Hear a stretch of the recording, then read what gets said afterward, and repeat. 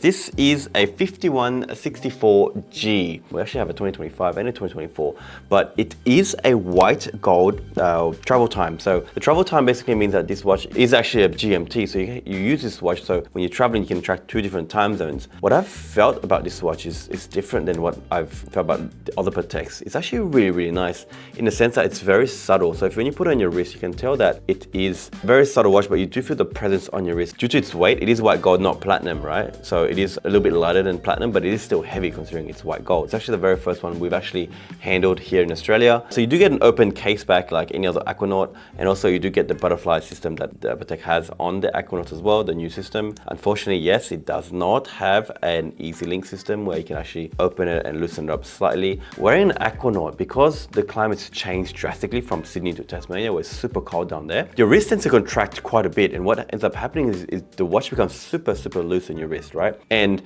in saying that, I do feel like it's a bit of a problem, because if you do take obviously the watch off and cut it and put it back on to wear in Tasmania or wherever it's cold, it won't actually fit when you go back to Sydney where it's a bit warmer, right? Which is not ideal, because then it'll be tight and uncomfortable. What I found with Aquanauts also is that these pushes here are super uncomfortable sometimes, especially when you've been wearing for a little bit. They do tend to dig into your skin a little bit, so it's not a very pleasant experience, right?